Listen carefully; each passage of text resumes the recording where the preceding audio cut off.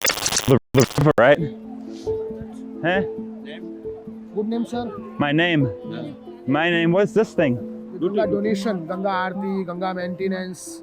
Oh, I Yes. see. Are you guys official government people or what? Yes. Government people. They are registered number 554. This Act 21/1816. Good name? No name. I don't have a name. So this, do I have to give this money? As you like, Something. 50, 100, 200, 500. No, so many people are coming up to me asking for money, man. Something. No, not now. Abhi nahi, theek hai? And ceremony. No, you. हाँ, I can see, but अभी नहीं जी, अभी नहीं. धन्यवाद, thank you.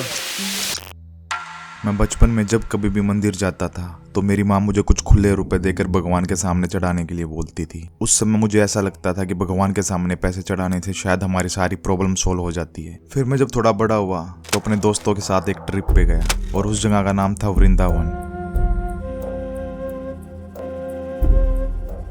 जैसे ही मैं वहाँ के किसी प्रसिद्ध मंदिर में कुछ पैसे चढ़ाने लगा भगवान की मूर्ति के सामने, तो वहाँ साथ बैठा हुआ पंडित जी मुझे बोलते हैं कि बेटा यहाँ 600 रुपए से कम पैसे नहीं चढ़ते।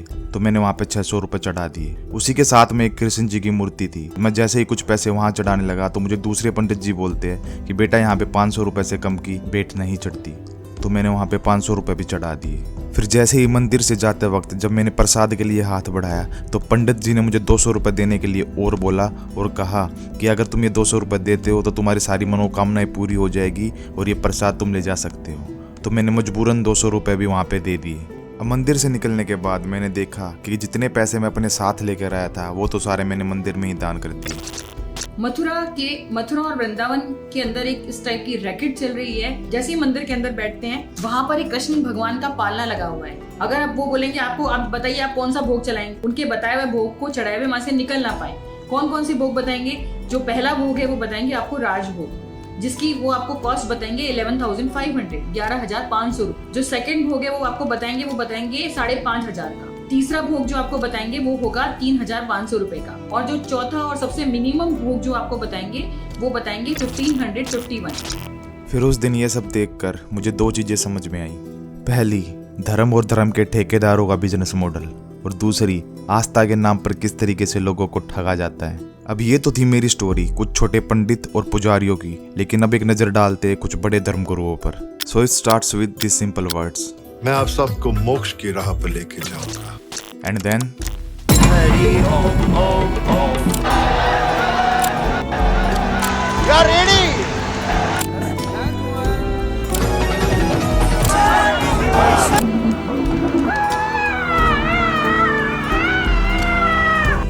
एक आस्था की आंधी आती है जिससे करोड़ों लोग इन गुरुज को अपना भगवान मानना शुरू कर देते हैं। कोई अपनी नौकरी की मनोकामनाएं करता है तो कोई अपने घर में शांति की, किसी को विदेश जाना है तो किसी को रूठा हुआ शनि मनवाना है।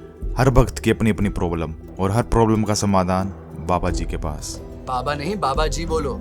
एक हरिजन के बच्चे को ऊंची जात के लोगों ने मारा, तो जहाँ अन्याय वहाँ हमारे बाबा जी। लेकिन सभी को मोक्ष और त्याग का राह दिखाने वाले गुरुओं के पास खुद इतनी संपत्ति कैसे आ जाती है?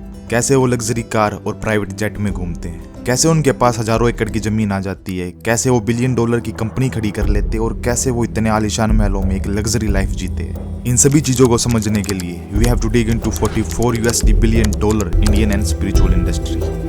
Rajneesh would come out twice a day in one of his 96 Rolls Royces and literally be worshipped by his thousands of Western devotees. समूह का कुल टर्नओवर 30,000 करोड़ रुपए से ज्यादा हो गया है। इस मौके पर स्वामी रामदेव ने अगले कुछ सालों के प्लान्स भी बताए। उन्होंने कहा कि देश को खाद्य तेलों में आत्मनिर्भर बनाने पर काम। जिनकी शादी, मेरा बचपन का नाम बब्बू था और मेरे पापा प्यार से मुझे गुड़िया कहते थे क्योंकि मैं उनकी लाडली बेटी थी। You cannot make physics out of time. If you make physics out of time, you will be dead. E equal to not mc square. M and C is not mc. It is mc. हकीकत ये है क्योंकि हम as a संत आपको कहना चाह रहे हैं कि हम कभी झूठ नहीं बोले लाइफ। और हमारे साथियों को कहते भाग गया और हमारे सिर में टक्कर मार। But when it comes to godmen, are they also simultaneously businessmen? On the program today, we look at whether spirituality is becoming a profiteering industry. And if it is that something to be alarmed about?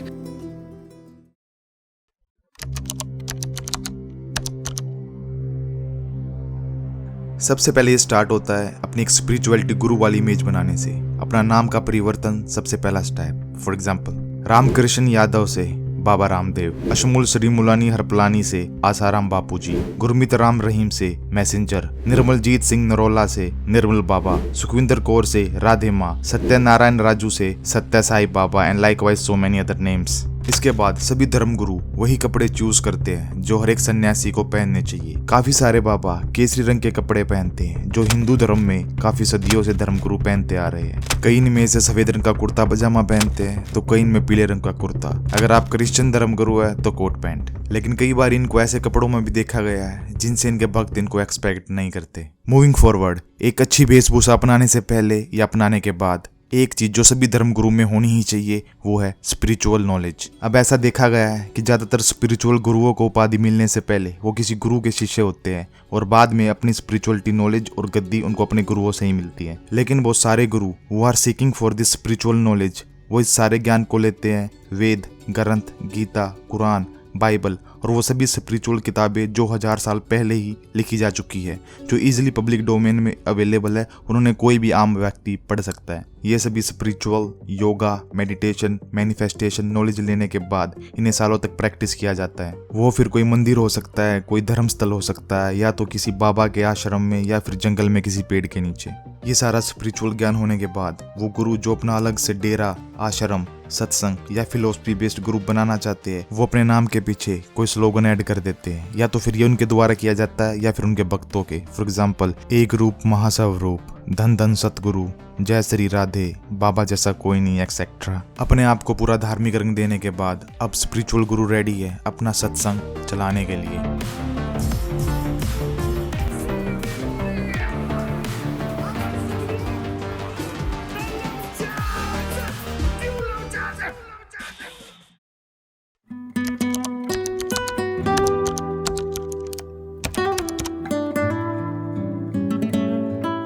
It's been always challenging for people to prove themselves, but not at least for this Baba Ji.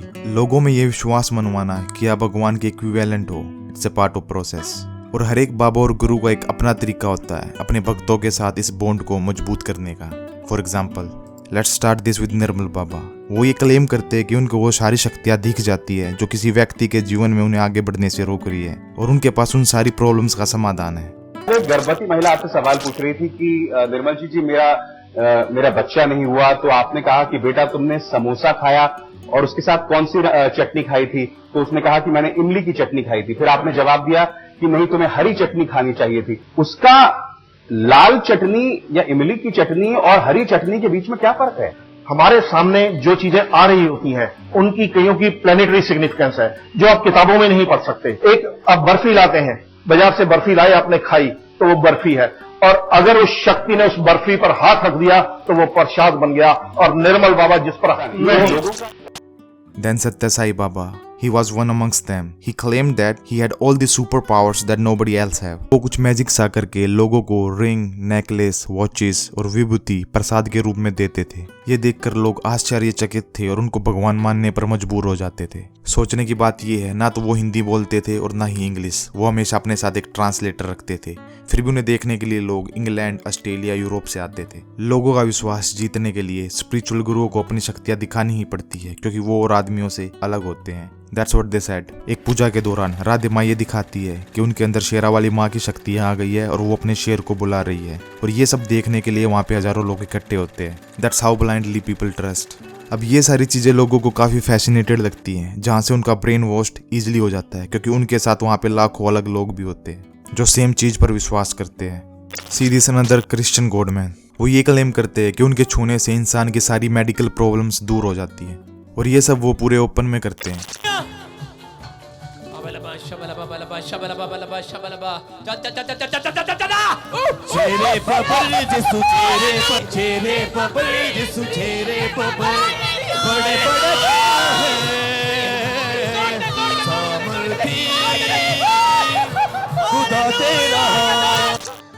और वो ऐसा करने वाले India में कोई पहले preach नहीं है। उन जैसे और भी बहुत सारे प्रीच है जो गॉड जीसस के नाम पर लोगों का बेवकूफ बनाते हैं। She is not experiencing any cough and she is not having problem anymore.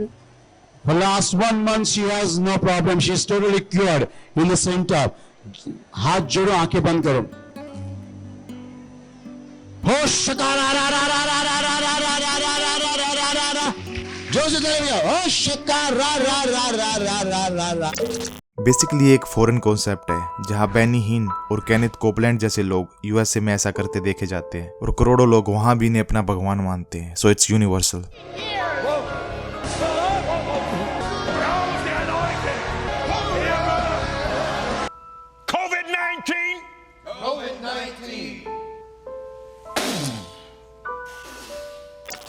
आम लोगों के अलावा मूवी स्टार्स, पॉलिटिकल लीडर्स और क्रिकेट स्टार्स इन गुरुओं के साथ आशीर्वाद लेते देखे जाते हैं, जिससे भक्तों का विश्वास और भी पक्का हो जाता है. और ऐसे ही करोड़ों कट्टर भक्त होने के कारण ये स्पिरिचुअल गुरु अपने आप को भगवान मानना शुरू कर देते हैं. Do you consider yourself a god? My God. There is no God. So how can I consider myself a God? God is the greatest lie invented by man. Why? Because man feels so helpless, so afraid of death, so burdened with life's problems.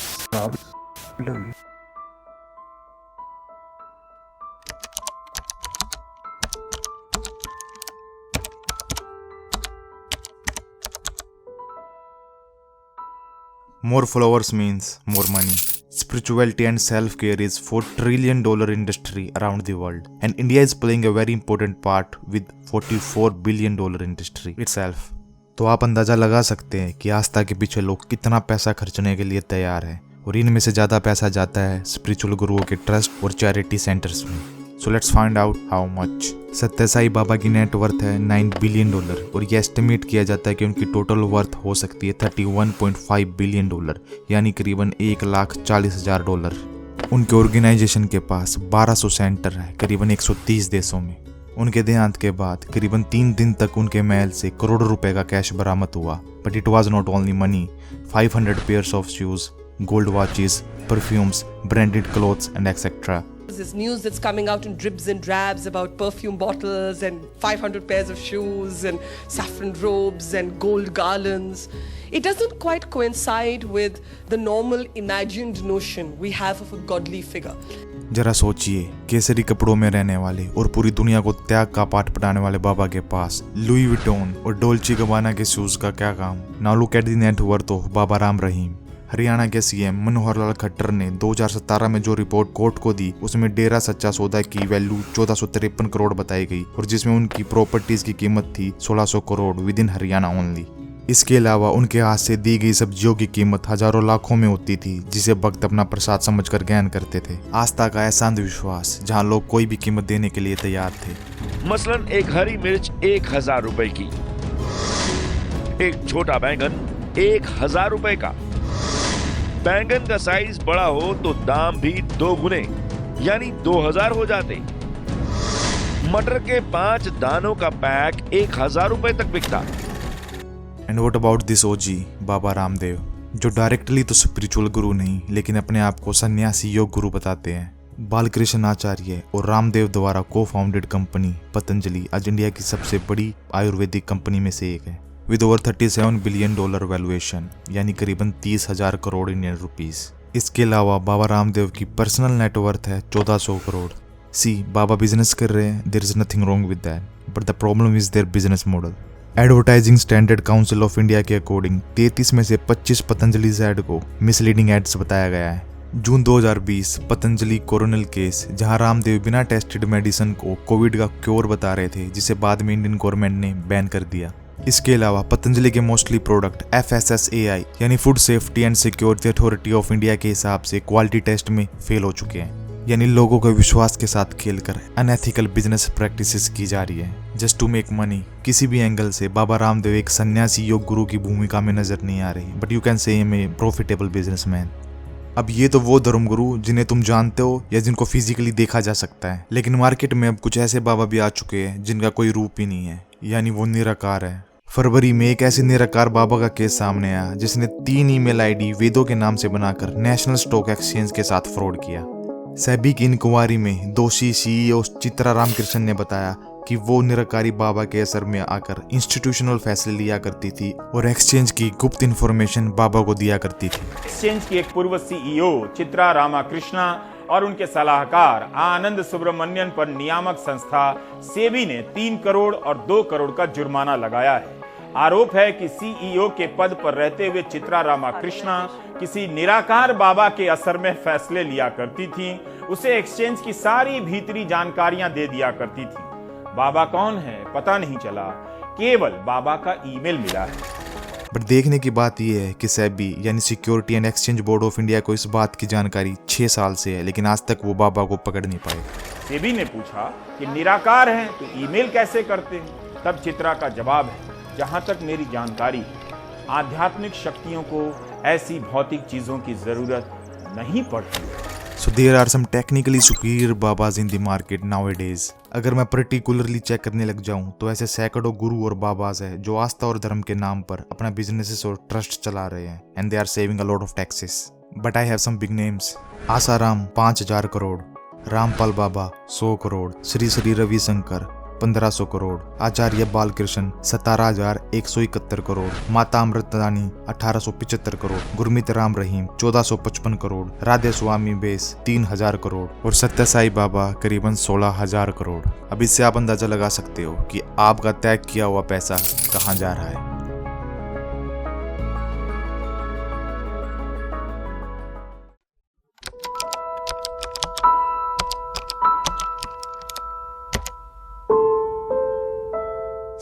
धर्म, विश्वास और आस्था जैसी चीज कोई नई नहीं है। ये हजारों सालों से चलती आ रही है और लाखों सालों तक चलेगी। ये इतना बड़ा सब्जेक्ट है जिसको प्रैक्टिकली प्रूव नहीं किया जा सकता। Because to conquer unknown you must trust, और ये जो ट्रस्ट है इसी के साथ खिलवाड़ होती है। एक तरफ गुरु और भगवान थे, भगवान कृष्ण जिन्होंने कर्म का मार्ग बताया, पतंजलि जिन्होंने योग का मार्ग बताया, बुद्धा जिन्होंने ध्यान का मार्ग बताया, गोरख जिन्होंने साधना की विधियां बताई। बाद में इन्हीं के ज्ञान को आगे फॉरवर्ड किया नागार्जुन, शंकर, कबीर, बाबा नानक, रामकृष्ण और कृष्णमूर्ति ने। हर एक स्पिरिचुअल गुरु ने ज्ञान की खोज की, ना ही धन की। Because there is a huge difference between spiritual desires and materialistic desires. और दूसरी तरफ है ये लोग। खुद को भगवान कहने वाला, कानून से ऊपर समझने वाला रामपाल ऐशो आराम की जिंदगी जीता था। उसने अपनी ये अय्याश गाह बनाई लोगों को बेवकूफ बनाकर, अपने भक्तों का पैसा हड़प कर। Total amount 4,500। ये 4,500 रुपए ये भाई साहब मस्जिद में ये बोल के लिए हैं कि मस्जिद में मेरी तकलीफ है, मुझे खर्चा है और मस्जिद जलाए, मुसलमानों पे जुल्म करे। ये पैसे सना मस्जिद के 4,500 रुपए। Isn't it true that you want to fly commercial so that you can fly in luxury? How much money did you pay for Tyler Perry's Gulfstream jet, for example? Well, for example, that's really none of your business, but... Isn't it the business of your donors? Listen. नहीं, मगर आपको अंदाजा है जब इतना ज्यादा पैसा यहाँ इन्वॉल्व है, यहाँ शुमार है, तो मुझे आध्यात्म और धर्म तो दूर दूर तक यहाँ पर दिखाई नहीं दे रहा है। और अभी तक आपने मुझे इस बात का जवाब नहीं दिया है कि ये पैसा जो है क्यों जा कहाँ रहा है, ये क्यों, क्या जरूरत है इसमें? आप कह रहे हैं आपको रेंट चाहिए इस जगह का। मेरे ख्याल से 1 करोड़ का रेंट तो एक जगह का होगा। Controversial godman Gurmeet Singh. We've been showing you know, the kind of lavish lifestyle that he used to lead. Asaram की अकूत संपत्ति का अंदाजा भी लगाना मुश्किल है। क्या ये क्लिप्स देखकर आपको सच्ची में लगता है कि ये लोग भगवान हैं? अगर आप अपने स्पिरिचुअल माइंड को थोड़ी देर के लिए शांत रखकर अपने कॉन्शियस लॉजिकल माइंड से देखें तो आप पाओगे कि बहुत सारे गुरु और बाबा आपकी आस्था के साथ खेलकर आपका मूर्ख बना रहे हैं। इन्हें देखिए, सत्य साई बाबा जिनकी संपत्ति 1.5 ट्रिलियन इंडियन रुपीस के बराबर बताई जाती है। जो ढोंग और मैजिक ट्रिक्स वो भक्तों के सामने करते थे वो उन्हें शक्तियां बताते थे, लेकिन रियलिटी में वो सिर्फ एक मैजिक ट्रिक थी जिसे बाद में बहुत सारे कैमरों ने रिकॉर्ड किया।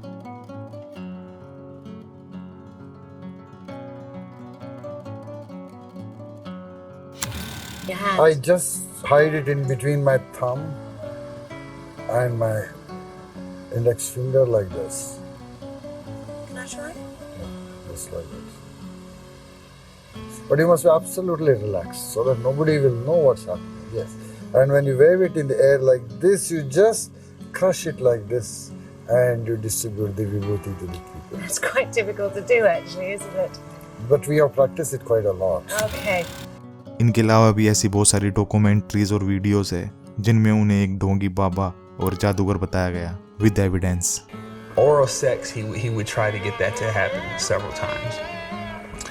Both on, he would perform it to me, and then, you know, and then sometimes threaten to cut my penis off and hold it and be like, it's bad, I should cut it off.